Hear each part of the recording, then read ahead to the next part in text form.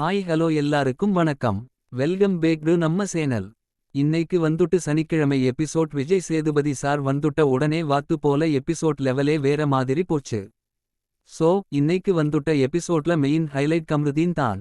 ஆனா அவர் பண்ணுற விஷயங்கள் பார்த்தா ரொம்ப ஓவரா ரொம்ப கேவலமா நடந்துக்குறாரு. தோத்துட்டா அந்த தோல்வியை எக்ஸாப்ட் பண்ணணும். அதுதான் ஃபேர் ப்ளே. ஆனா கம்ருதீனுக்கு அந்த புத்தியே இல்லை.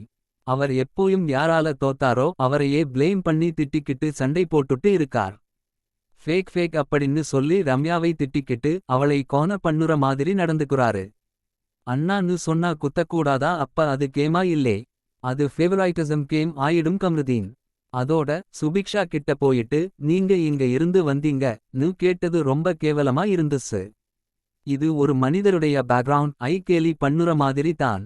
எங்க இருந்து வந்தா என்ன, நீயே என்ன சோ ஸ்பெஷல்? இது சரியில்லை கம்ருதீன்.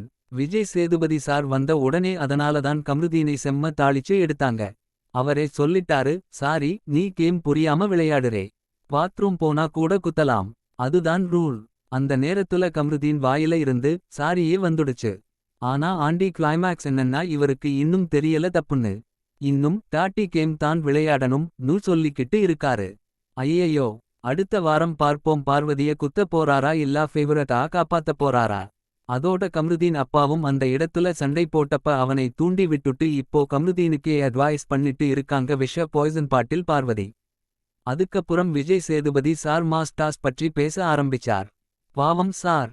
மனுஷனே குழப்பம். கேட்ட கேள்விக்கு சரியான பதில் சொல்ல யாருமே இல்ல. கம்ருதீன் கூட சொல்ல வேண்டியதை விட வீக்கஸ்ட் பிளேயர் ஸ்ட்ராங் பிளேயர் விட்டு விட்டு போனார். அன்பு 2 பாயிண்ட் கேங் இருந்தா கூட சொல்ல முடியல. இவங்க கேங் தான் சார், அவங்க லீடர் மாதிரி இருக்காங்க சொன்னா போதும்.